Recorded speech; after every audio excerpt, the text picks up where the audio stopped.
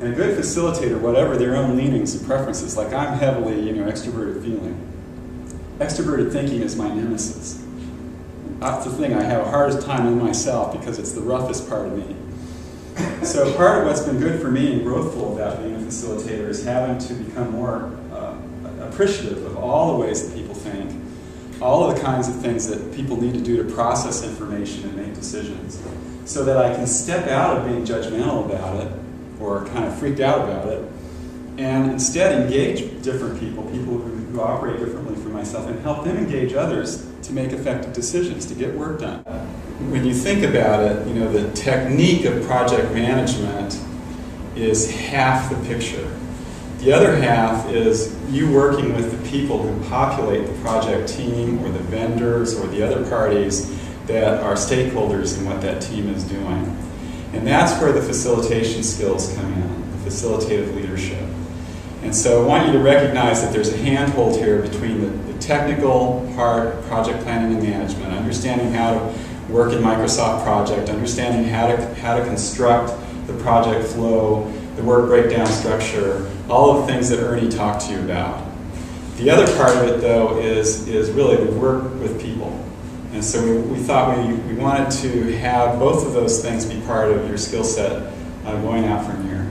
So we'll say facilitation is a way of providing leadership without taking control. And that's a good, very brief way to talk about it, but then, of course, it's not like you don't have any control as a facilitator. So you start to break this down a bit and tease out the questions, and you wonder, well, wait, what did Ben's mean, not taking control? And that's good. So we should, be critical about what people are saying. And we have an entry-level definition in our library competency statement that talks about clarifying and focusing the agenda for a meeting. Okay, that's good. That's concrete stuff. That's describing behavior, and that's what we like to do in a competency description, is get it behavioral. The structuring of membership. Now, wait a minute. Wow, you went all abstract on me, Michael. What's that about? Who should attend regularly? Because, there's no bigger problem in some sense for someone trying to facilitate a meeting than to have the wrong people there, or have people who should have been there not there. And you've all been at meetings where your work was profoundly impacted by just exactly that. I want to position this idea of facilitation at the larger thing. We call this facilitative leadership. So let's talk from the leadership angle for a moment. And I think when we think about leadership, we've got to think about facilitation as being on one end of a continuum that Robert Greenleaf, who writes about servant leadership, talks about as kind of a continuum of leader first to servant first. And his statement here that the servant leader is servant first, it begins with the natural feeling that one wants to serve first, then conscious choice brings one to aspire to lead. So you have people who are willing consistently in this organization to offer to facilitate for other groups. And when they do that, they don't have to do that. They do that because they embrace the skill set as part of their service to the organization, as a way to help people who need some help. It's not about, oh, wow, this is going to look good on my resume, okay? And it's not, oh, wow, I'm going to get paid a lot for this, or I'm going to become a star, or I'm going to be promoted. It's really about the service. And when you think about it, the role itself is about being of service to the group you're working with. You're not telling them where they should go, what they should do. You're working with them to find out how you can help them get where they need to go. But they're setting the agenda. Does that make sense? So when we talk about facilitative leadership, we're talking about the servant-first kind of approach. So you lead through listening, through empathy, healing actions, awareness, persuasion, conceptualization, foresight, stewardship, commitment to the growth of people, building community. These would be the values that would underlie. Many of the facilitators that I know in the field came to facilitation, practiced it, got good at it, because they essentially had this attitude. Awesome. And you've all seen this probably somewhere before. Not participative, highly participative.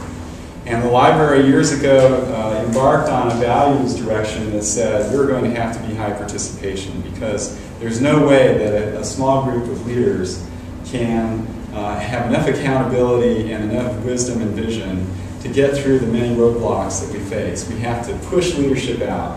And so, as is often the case with our strategic project teams, you may be on a project that has full delegation of decision making to the team.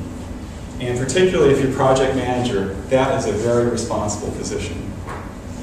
All right? So you don't have associate dean behind your title or even team leader behind your title, but you have power. So again, just summing up definitions. It's a way of providing leadership without taking control. You stay neutral and provide structure so the group can make decisions. The facilitator gets others to assume responsibility and take the lead, acts as a referee, watches the action, controls which activities happen but not the decisions reached, and monitors the pulse of the group, when to move, when to wrap up. Person A is going to share some content here, things that are currently effective, working well in meetings you attend, things that are ineffective, what you personally want to learn about. And person B is going to facilitate the process using 5 tools.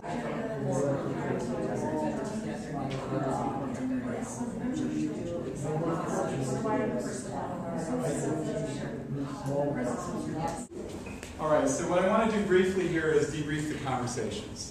And as I'm doing that, I'm going to flip back and forth between the process I'm suggesting and you as learners to say that what I'm modeling here is a classic small group to large group conversation. And you can use this framework to good purpose in so many large group settings where people would otherwise have no chance to share. So just think about what you've just been through. You've gotten some good listening. You've been able to talk about what you've been noticing in your teams. And what we want to now do is debrief it, pull it together for us as a whole group by asking what was effective and working and what's not effective and not working. And I just like to do this briefly as kind of what we're going to call popcorn. As any of you feel moved to say something, put your hand up, I'll catch you, and we'll get your comment.